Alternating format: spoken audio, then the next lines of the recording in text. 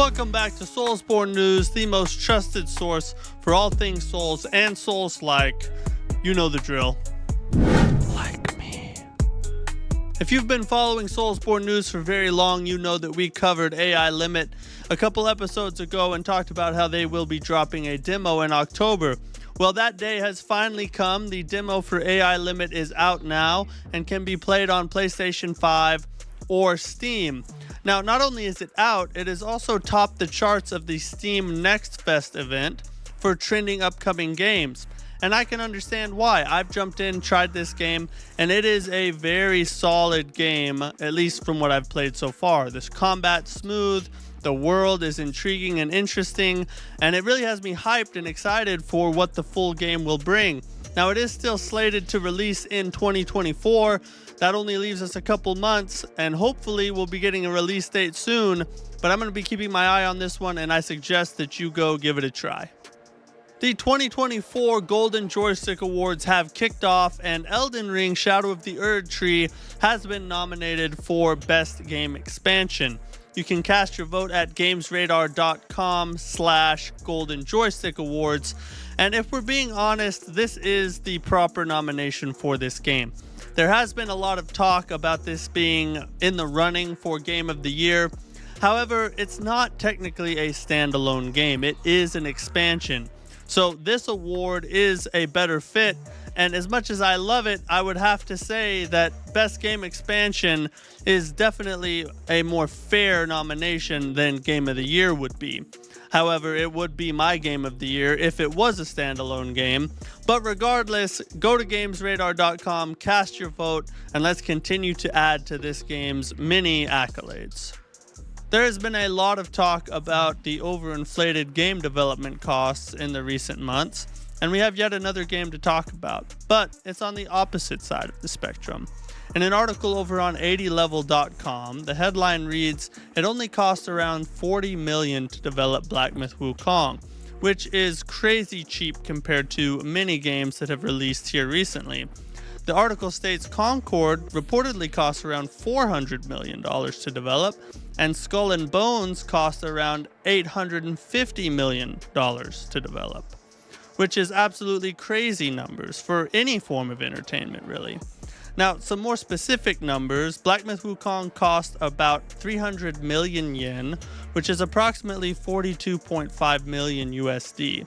And considering the fact that it sold around 20 million copies in the first month, it raked in somewhere around $1 billion, which is a net profit of almost 960 million, which is a crazy good profit margin for anything, really. Now, this brought up the question of Chinese labor and if the game developers are being underpaid. And Daniel Camillo actually addressed this over on Twitter, where he stated that basically the game Black Myth Wukong was developed in an area of China where many of the game developers' salaries could exceed many salaries over here in Western countries. And he ended the post by stating that China is cheaper is not the takeaway here. Now, something to keep in mind is that the article does state that the $40 million figure is the cost of actual development only. So the overall game budget is actually about 70 million, which is still crazy good and worlds different than some of these more recent games. Now, this brings up the question as to why that is, and also what does that mean for the future of gaming in general? Because these types of budgets, especially when the game flops, cannot be sustainable for game developers, which means that we could be looking at a rocky road ahead for the gaming industry in general if we cannot find ways to mitigate costs for some of these larger budget games. So we'll have to keep our eye on it and see what happens, but it's a really interesting article, and the fact that Black Myth Wukong is such a high quality game and had such a low budget just goes to show that money does not always equal talent. The streamer Nico, which I will save you the embarrassment of hearing me butcher his username, so I'll just put it up on screen, he has completed a 6-game God run at level 1.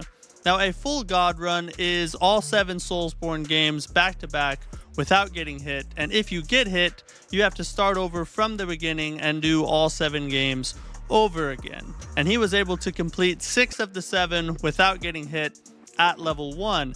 Now, 4 other people have completed a god run, but nobody has ever done it at level 1, and he was able to do 6 of the 7. He did get hit in Sekiro during the Genichiro fight, but regardless of that, it's a crazy achievement, an actual world record, and probably legitimate torture. Steam Next Fest is now live and available from the 14th through the 21st, with literally thousands of different game demos for you to go try across all kinds of different genres. Now, if you're like me and you're a Souls-like addict, your question is, are there any Souls-likes? And the answer to that is absolutely yes. It is very well represented. There are a bunch of different indie Souls-likes to go give a try. Some of my favorites that I'm looking forward to jumping into are Chrono Sword, Vapor World, and Void Souls. However, I am looking for suggestions on good Souls-likes to jump into. So if you have any suggestions or any ones that you're looking forward to, make sure you leave it in the comments, and keep in mind that you only have until the 21st. It's time now for this week's Indie Spotlight, and this week we are looking at The Spirit of the Samurai, a 2D Souls-like from the developers over at Digital Mind Games. The Steam page reads, "A village in peril, a samurai reanimated, and onai advancing. Fight an army of undead warriors and Japanese monsters as a human, a kodama, and a cat in this 2D stop-motion action adventure." Now, this one has intrigued me for quite a while now, and there is a demo up on Steam that you can go check out. I am planning on doing so myself, and according to their Twitter page, the release date is set for December 12th, at least for PC, that is, and there has been no word on a console release just yet, but I recommend that you at least give this one a shot because it does look pretty interesting. Those are all the stories that I wanted to go over with you guys today. Thanks for watching. If you did enjoy the video, please leave a like, subscribe if you haven't already, and I'll catch you guys on the next one. Peace.